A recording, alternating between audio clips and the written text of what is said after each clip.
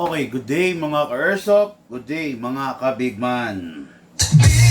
Walang katulad, gamit ay legit, laging panalo pag suka. Sniper o pistol, lahat ay fire. Kami ang top airsoft provider. Big man, walang katulad, gamit ay legit, laging pagkaman pinitensya. Laging may bago, laging legit.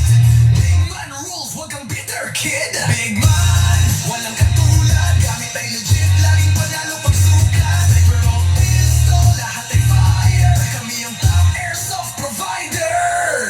Okay, hello po sa inyo lahat mga ka-airsoft kong minamahal. Good afternoon po. Ngayon po magkakasama na naman po tayo sa hapon ng review and unbox ng unit ng ating mga ka-airsoft from different province.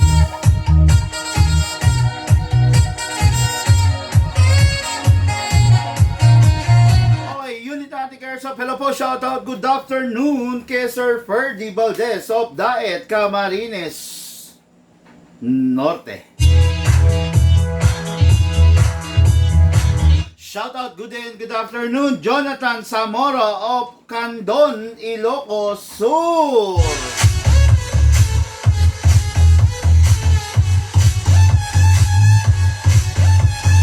Grabe, kahit binabagyo ang norte, no? Hindi mapipigilan ang ating ka-airsoft, hindi mapipigilan ang ating mga bossing na magkaroon ng unit na kanilang lalaruin sa araw-araw. Syempre,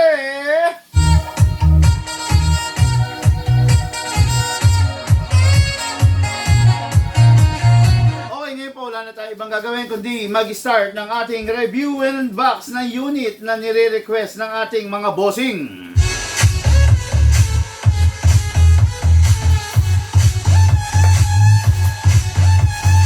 Okay, syempre, look, penging point 20, palagay ito. Okay, ngayon syempre, ngayong hapon na to, magre-review and unbox tayo. Pero syempre, bibigyan ko muna kayo ng konting inputs, konting sites, konting mga bagay-bagay na kailangan ninyong malalaman sa ating airsoft. Okay? Number 1 unit, this is a Glock 18. Parehas Glock 18 eh. No? Okay, this is a Glock 18 unit natin airsoft, Jonathan Zamora, Candon, Ilocos Sur. Okay? Glock 18, kung mapapansin ninyo, may selector dito. Ayan, may selector. Lapit natin yung camera, ha? Para hindi ako mahirapan. Hindi rin po kayo mahirapan. Ayan. Okay. Yan. Okay. Ayan. Kung mapapansin nyo, Glock 18 to. Ito, Glock 18 din. Okay? Parehas Glock 18 yan. Ngayon, kung mapapansin nyo to, may selector. Meron rin pong selector to. Yan. Ito. Pag nakataas, naka-upward yung selector, single fire. Pag ibinaba natin, selector yan ng rapid fire. Okay? Rapid fire, pag itinaas, single fire. Okay, ayan ha. Itong unit na to is a WE. Ang WE is a Taiwan unit. Okay naman siya, pero hindi siya kasing tikas, kasing tindi nung mga unit natin na high-end. Kaya pagdating sa upgrade, medyo limitado pa rin yung upgrade na ibinibigay natin dito. Okay? Kasi, ano siya eh, WE siya eh, no? Taiwan naman siya. Look, dito ka nga. Cut mo muna. Ayan, as I was saying kanina, no? Glock 18 parehas to. Ito, WE, okay naman siya. Kaya lang, hindi siya ganun katikas tulad ng mga mas high-end. Ito naman is mas mababang version. This is a armament. Armament is a China unit. Okay? Parehas silang hindi naka-fix outer barrel.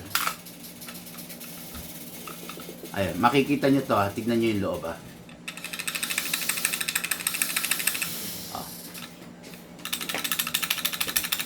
Yan, hindi naka-fix outer barrel to. Ito, China na nga, hindi pa naka-fix outer barrel din. Ayan o.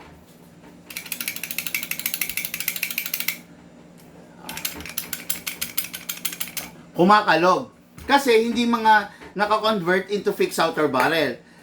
May papakita ko sa inyo dito. This is a Glock 18 na naka-fix outer barrel naman to.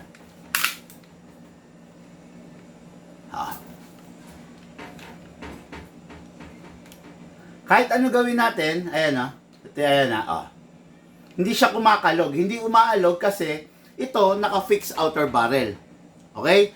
Ibig sabihin, yung upgrade nito, ito, dahil naka-fix outer barrel, mas mataas kesa sa upgrade nito na hindi naka-fix outer barrel, mas mataas ang upgrade nito kesa dito sa China unit. Okay? Hindi siya naka-fix outer barrel pero naka-fine tuning and naka-trigger job silang dalawa. Ito, naka-fix outer barrel, naka-fine tuning, naka-trigger job at saka naka-premium half-up rubber. Okay? Ang upgrade nito, 4. Ang upgrade nitong dalawa is dalawa lang. Fine tuning and trigger job. Hindi natin to pwedeng, itong dalawa na to, hindi natin to pwedeng i-half up rubber. Bakit? Sayang. Okay, sayang ha? Hindi rin natin siya pwedeng i-enhance nozzle para lumakas. Hindi rin natin siya pwedeng palakasin, itong dalawa. Bakit? Kasi, pag pinalakas natin to, tapos hindi natin i-fix outer barrel, mas lalong masisira to. Ito. Yan ha. Masisira yan. Ito Yan, masisira yan. Matutulad yan dito. Papakita ko lang sa inyo ha. Yan. Matutulad yan dito sa barrel ng Glock. Kita nyo? Basag. Napingas. Napingas yung tenga. Okay? Isa pa. Nasaan pa yung barrel ko rito ng Glock? Nandun yata. Patingin doon sa kahon. Yan. Basta mga airsoft yan, mapipingas no? Ito pingas to, naalis yung tenga. Yung kumakapit sa half-up chamber, naalis. Napingas ha. Kasi, hindi ko alam kung baka ginamitan ng maling gas. No? Kasi napingas siya no? Ngayon, ito. Kung itong dalawang to, papalakasin natin na kasing lakas ng meron itong Glock 18 series na silver. Actually, ang pinagkaiba, parehas brand to, parehas maker to. Ang pinagkaiba lang nila is kulay at saka yung upgrade. Ito, mas matindi ang upgrade dito kasi naka-fix outer barrel, kaya hinapap rubber natin siya at saka in-enhance nozzle natin siya. Okay? While dito, hindi natin to pwedeng palakasin kasi hindi naka-fix outer barrel. Mas masisira lang yung unit pag hindi pag pinalakas natin nang hindi finifix outer barrel. Okay? Imagine niyo na lang itong ganito kalakas na kalog. Ayan, no?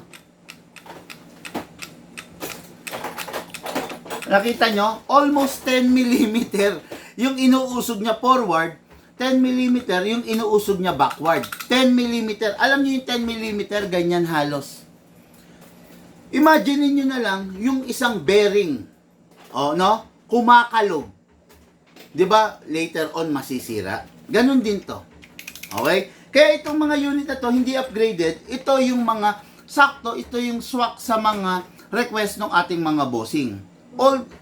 Wala. Although ayaw ko sana, kaya lang, syempre, wala naman tayong magagawa kung hanggang dun lang ang budget nila. Tapos, nagnanais talaga silang magka-airsoft. Okay? So, again, hindi po ito naka-fix outer barrel, kaya pagpuputok, pag mamaya nag-fire tayo, medyo may kakaibang tunog compare dun sa naka-fix outer barrel. Itong dalawa na to, ito China, ito Taiwan, parehas, hindi naka-fix outer barrel, pero naka-fine tuning and naka-trigger job na. Hindi lang naka-fix outer barrel, kaya nagkakalugan. Actually, nakakadismaya magkaroon ng unit na yan, na ganyan, no? Kaya lang, go na tayo rito. Okay? So, ito unit ng ating ka-airsoft, Ferdy Valdez, Daet Camarines Norte, at saka unit ng ating ka-airsoft, Jonathan Zamora of Candon, Ilocos Sur.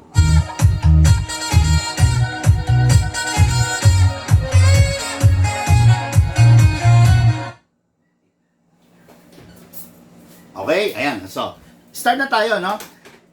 Unahin muna natin itong China.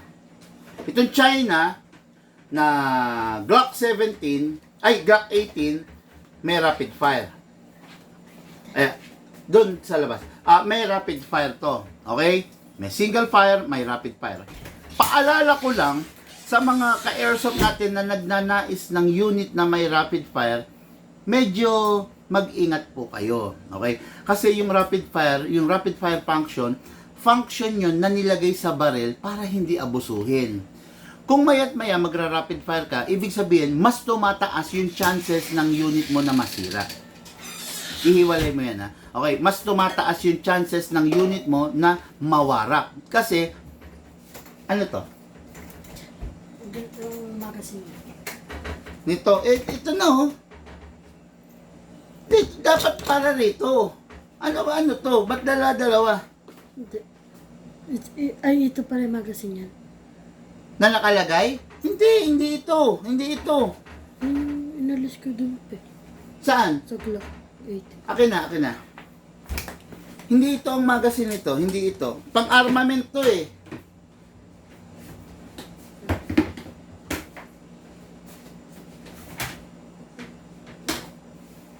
Ilagay mo to dyan. Yan, may magazine yan. Yon, ano ba yon? Ano ba yan, Lucas? Ba't ka natataranta? Oh, may magazine yan, di ba? Nasaan yung magazine nito? Yung magazine. Ha? Kumuha ka ng bago. Yan, sige. Ilan pa yan? O, sige, yan.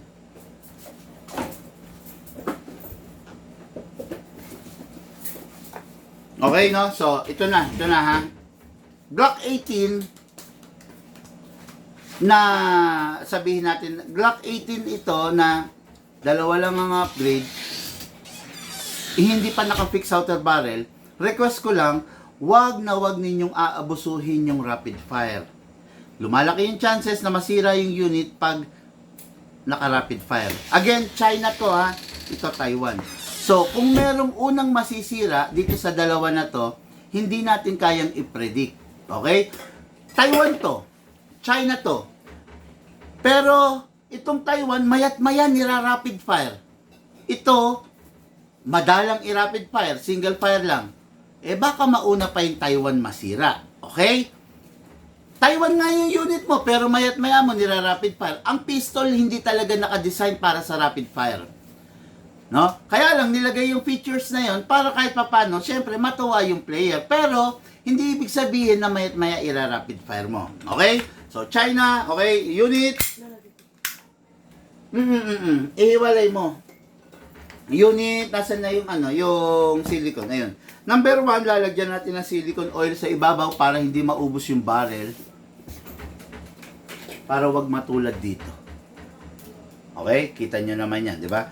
Okay, so, meron na silicone ibabaw, kasa natin, ilock natin manually, sprayan natin yung nozzle.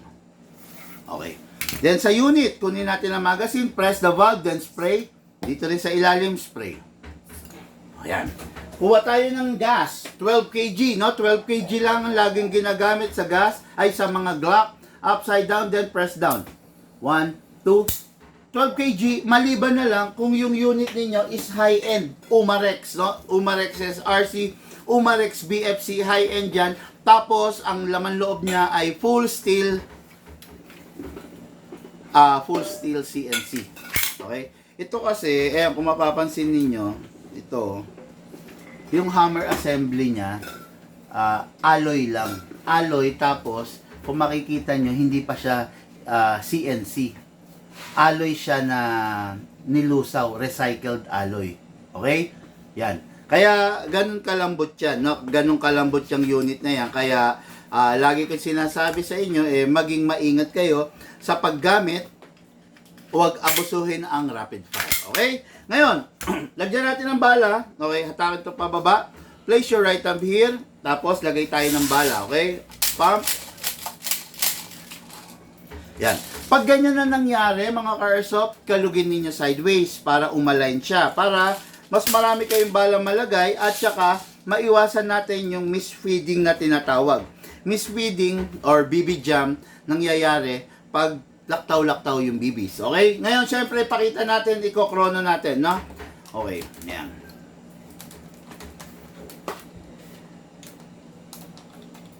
Okay, chrono natin, pakita natin. Okay, pasok, kasa. Ready to fire. 347. 347, okay? Pwede na yan, malakas na yan, ha? Actually, hindi ko na-expect. 335. 335, 329. 329, okay? Ayan, ayan, makikita nyo yan, ha? China to na naka-fine tuning, naka-trigger job. Kung hindi to naka-fine tuning, hindi siya naka-trigger job, malamang sa malamang, ang FPS nito, 300 to 320. Pero dahil naka-fine tuning, kahit papano, 10 to 20, tumaas siya. Firing po tayo. Yun, single fire. Rapid fire po natin. Babalang po natin to. Rapid fire. Balik natin single fire.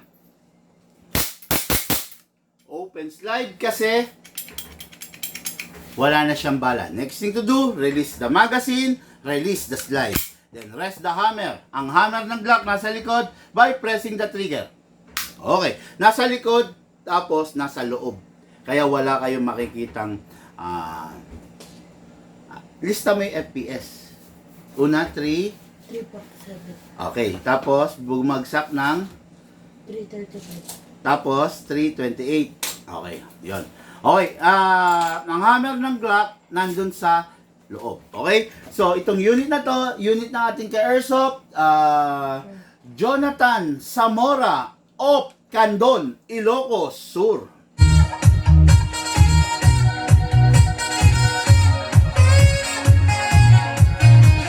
Okay, bossing, yung unit mo po, ready for packing and ready for shipping. Pero syempre, bago itatabi yung unit, siguraduhin walang nakababad na bala at walang nakababad na hangin para hindi masira yung unit. Tapos, punasan niyang mga langis-langis na yan. Okay? Yung excess oil. Pasingawin. Okay. Ito po yung unit natin ka-airsoft. Ready for packing and ready for shipping. Next unit po natin. Dire-diretso!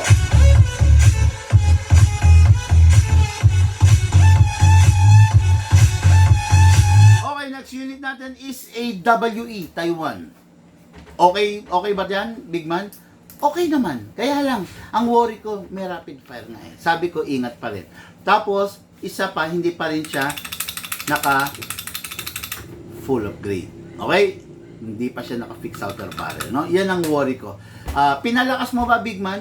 Maaring lumakas ng konti dahil naka-fine tuning ay naka-trigger job. Pero, hindi siya ganun kalakas. Hindi siya pwedeng ganun kalakas. Kasi, delikado nga. Di ba? Okay? Asan ng ano? Yan. Hindi, mamaya na. Silicone. Silicone oil, syempre, huwag kakalimutan. Silicone oil sa ibabaw. Kasa, ilak manually. Silicone oil dun sa loob. Okay. Okay. Release. Then rest. Single fire palagi, ha? Ay, huwag nyo ibababad sa rapid fire. Kasi ang tendency, pag binabad nyo sa rapid fire, baka minsan makalimutan nyo, langisan ko para lumambot, baka minsan makalimutan nyo, pag nakalimutan nyo naka-rapid fire siya, dire-diretso, masisira yung unit nyo. Okay? Magazine? Okay. Number 1, magazine, ganun pa rin, Taiwan. Kailangan ingatan pa rin. Press the valve, then spray, 10-12 kg. Press the valve, inlet valve, spray. Okay? Ngayon, 12 kg lang gagamitin, huwag gagamit ng ibang gas, upside down, then press down. 1, 2, okay. 2 seconds lang, okay na yun, ha? Tapos, syempre, gamit tayo ng bala, hatakin to pababa, place your right thumb here, pump. Okay. Okay? Ngayon, kalugin sideways, para umalign yung bala, ang kulit. Okay. Okay? Pasok sa unit. Kasa. Ready to fire. Okay? Chrono test pa rin po tayo para malaman natin. Yung kanina, ay ito ngayon, firing. Uy. Hindi. Ano? Sige, firing. Hala, ayaw ah. Yun.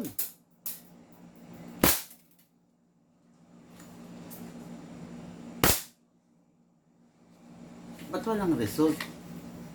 Iyayari rito. Firing ko nga muna. Mamaya na natin krono.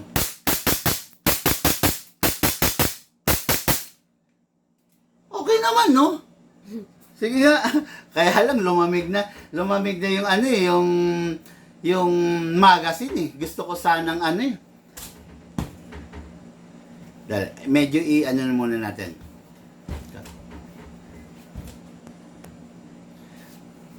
Okay pa, initin lang. So, sige, okay na to. Hindi tuloy natin makukuha yung accurate FPS niya.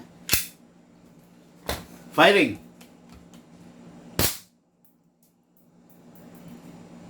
Ba't wala? Lobat ba yan? Baka naman lobat yan. To. Off ko muna to. Bakit lolo ko? On ko. Baka naglolo ko to. Firing! 398. O yun. 398 FPS. Kasi, naka-fine tuning, naka-trigger job, actually malakas yan. Yan 398. Firing! 401. 401. Firing! 398. Firing! 397. Wala.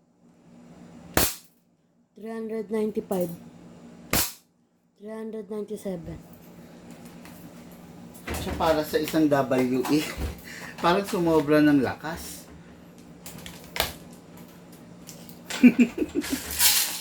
Medyo alanganin tuloy ako.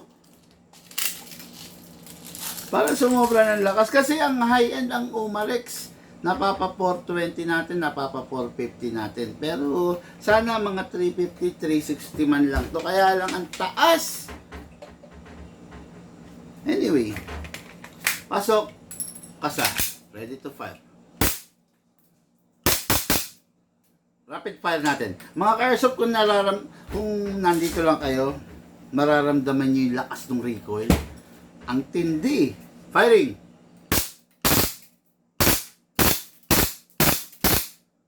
Lakas ng recoil. Firing. Open slide kasi wala ng bala. Next thing to do, release the magazine, release the slide. Then rest the hammer by pressing the trigger. Ito yung sinasabi ko. Try natin to kasi naka-upgrade din to. Tignan lang natin. Ha? Actually, hindi ko alam. Ay, papunas lahat ng oil. Ha? Hindi ko alam. Akin yung magazine nito. Hindi ko alam kung ano, kung ilan ng FPS nito. No? Pero itry lang rin natin nang magkaalaman. No? Okay? Ito kasi naka-ano na to, naka-fix outer barrel.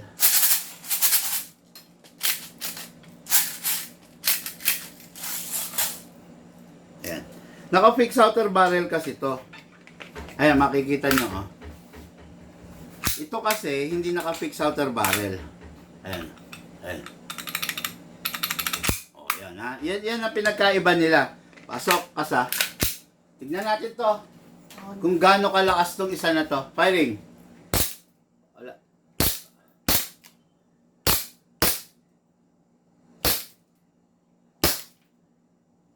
Wala ah. Ibuksan mo na nga muna. Sorry mga ka-airsoft ha. Kailangan ko munang buksan itong chrono natin, naglolo ko. Minsan meron, minsan ayaw. Okay? Pasok na natin to rito. Ubusin lang natin. Sayang yung magazine. Open slide again. Dahil wala ng bala. Next thing to do, release the magazine, release the slide. Then rest the hammer by pressing the trigger. Okay? Unit po ito ng ating ka-airsoft, Ferdy Valdez of Daet, Camarines Norte.